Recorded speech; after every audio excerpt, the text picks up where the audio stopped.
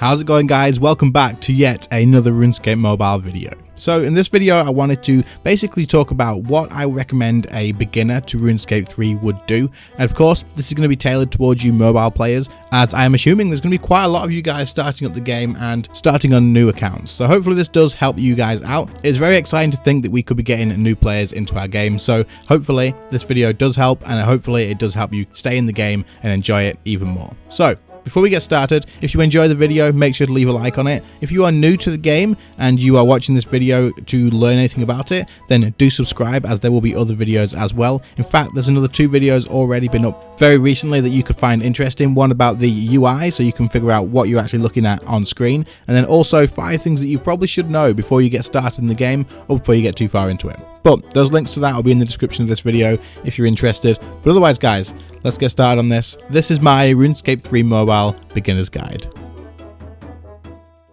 Alright, so the very first thing that you're going to do when you get into this game, you've made your character, you're going to get a tutorial. You will have the option to skip this, I'm pretty sure, but I would highly suggest that you do not skip it. You want to do this tutorial as it is developed to be specifically for mobile. This is going to help you out quite a lot in understanding 1, how to actually use the app, 2, how to get into the game, and the tutorial is going to be super important for you to understand what RuneScape 3 is.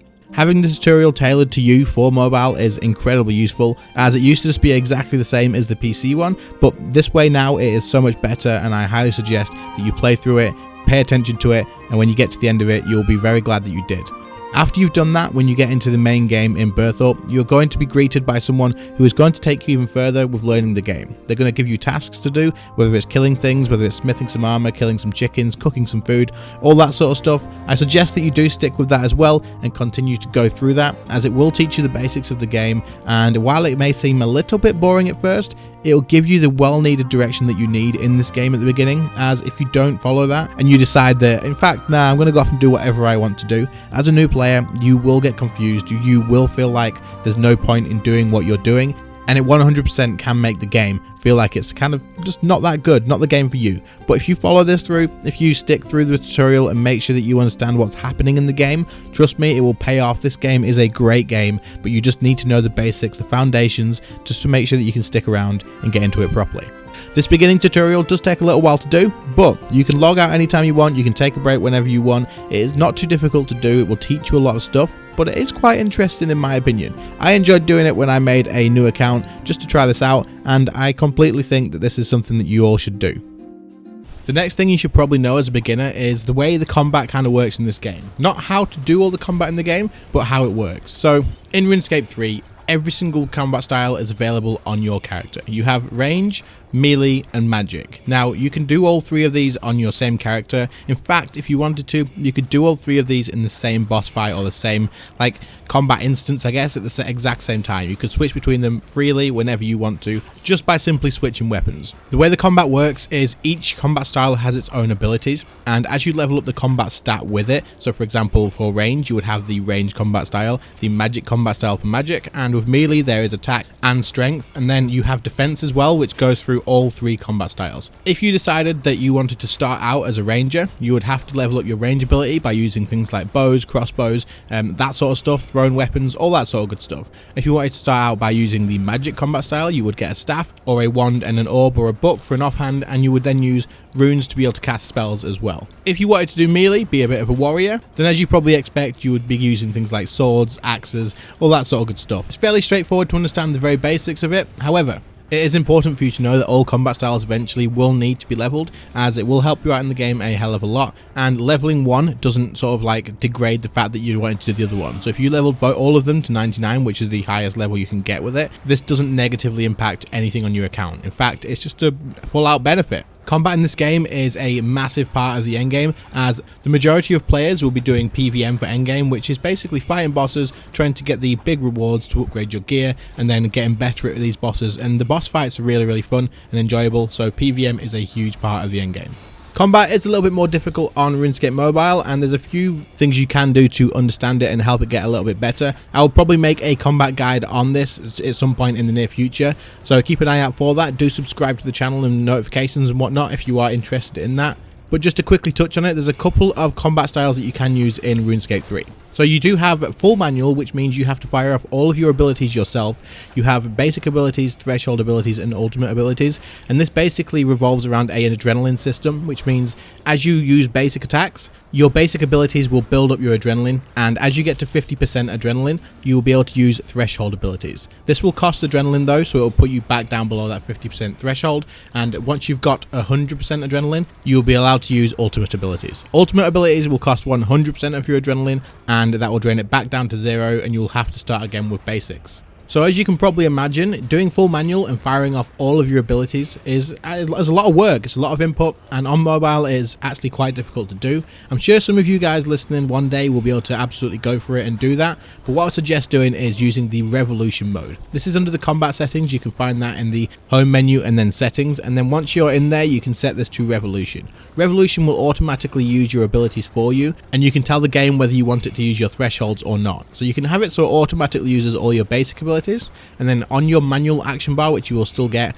you will be able to put on your threshold, your ultimates, anything like that you would like to use. You will learn more about this as you do like the intro and the tutorial and whatnot, but I would suggest you do this. The revolution way is so much easier. It will take your mind off of like stressing about all the abilities, what to use at the right time, all that sort of stuff.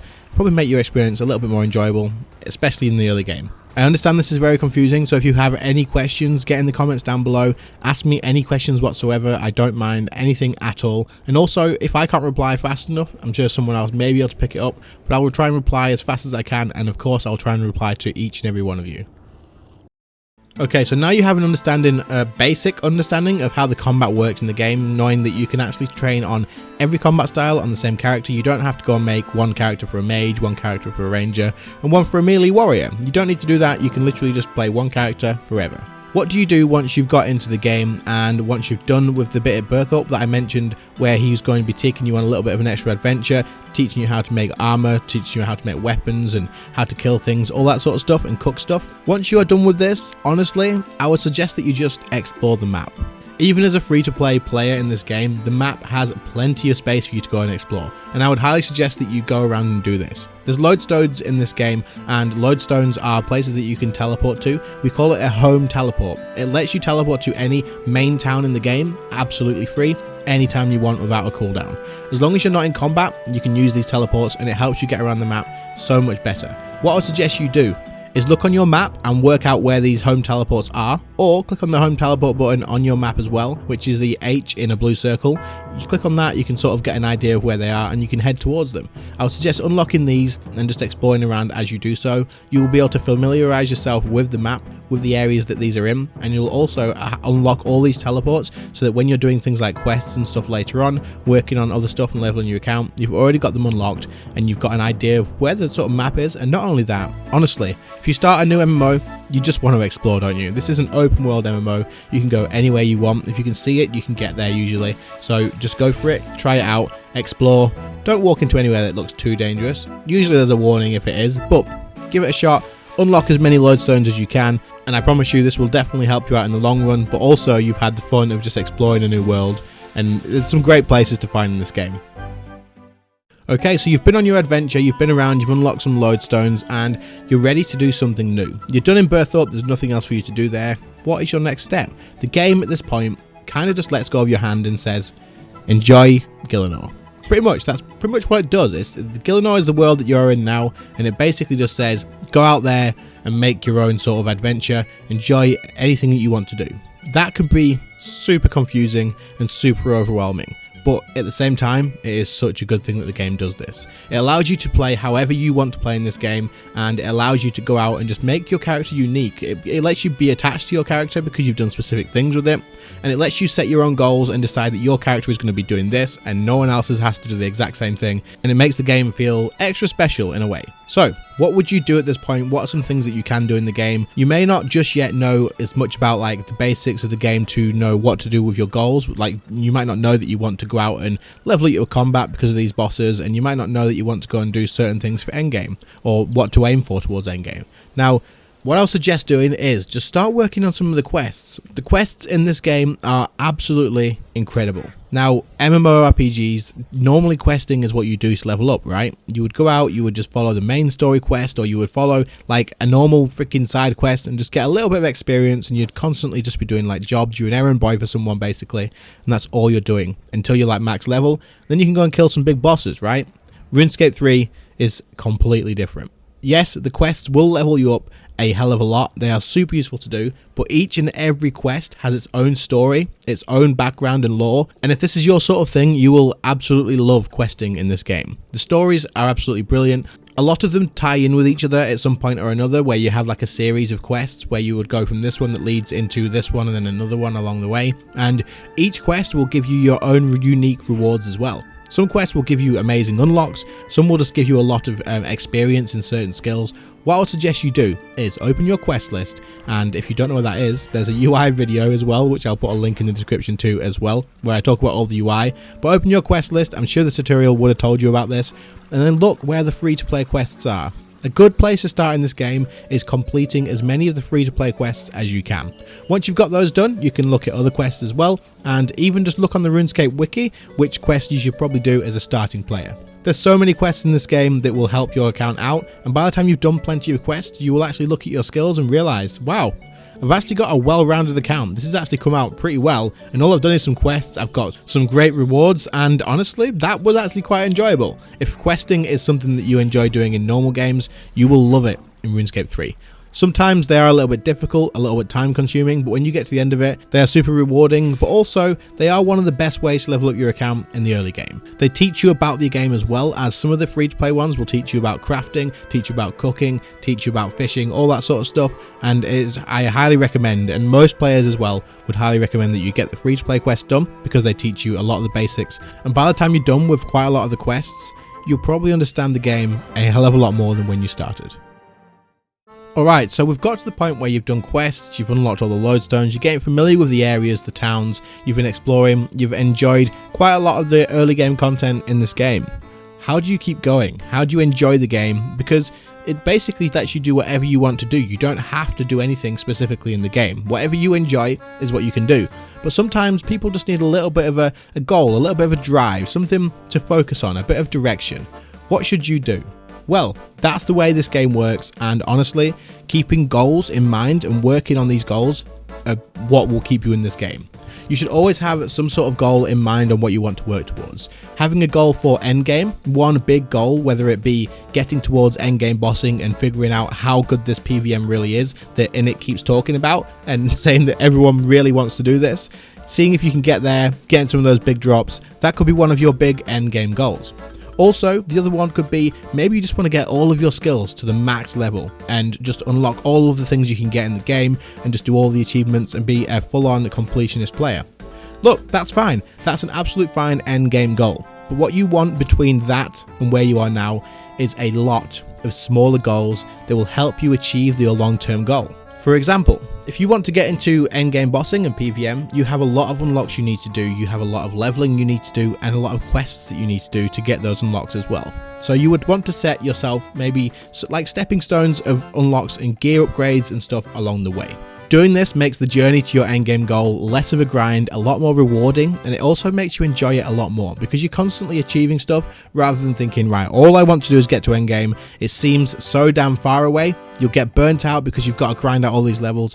You don't have to be the most efficient person ever. If someone tells you the most efficient way to level your account and get to this place is to just stand in the same spot and kill the same freaking minions again and again and again, just sack that off. Do whatever you think is enjoyable. Do it that way and just focus on these early game goals that you've set yourself.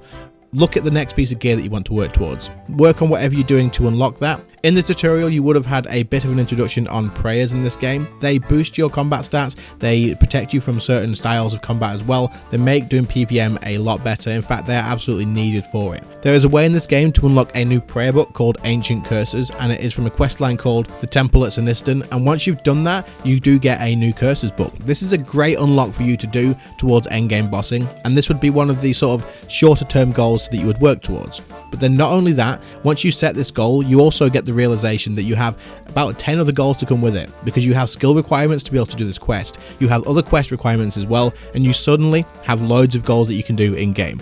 Don't look at this as this quest is so far away. Look at it as I have so many little goals I can achieve, and when I've got each and every single one of them, you're going to feel like you've achieved something. It's absolutely great. That is how you should play the game. You should set loads of small goals leading to one big end game goal. And then once you've got that far in the game, guys, you're not a beginner anymore. You know where you are in the game. You know how to play the game. You're in the position where you know how to set yourself your next goal. You kind of will be learning all these things along your way about what the game has to offer, and you'll find little things on the side. Talking to people as well, they'll tell you, oh, you should do this and you should do this. And you can look it up on the wiki, look it up on YouTube, see what it is, see if it's for you. And if it is for you, then get into it, set yourself a goal for it, and get that goal achieved. But anyway, guys, that is going to be it for me today. I hope you have enjoyed the video. I hope you got some useful information out of it, and I hope now you've got some ideas of some things you should keep an eye out for before you start playing, some things you should maybe do before you start playing as well, and maybe you understand the game a little bit more than you did now that you've watched the video. If you did, leave a like on it. Do subscribe if you are new to the channel. Do subscribe if you are new to the game. I will be making plenty more content like this if it is in demand. And of course, if you have any questions, as I said, get in the comments, leave them there. I will answer as many as I can, as quick as I can. I really don't mind. It can be any question whatsoever. If you think it's stupid, get down there and ask it. I don't care. It's not stupid. I will answer it for you. Anyway, thank you all so much for watching. I really do appreciate it. And I will see you all in the next one. See you later, guys. Bye.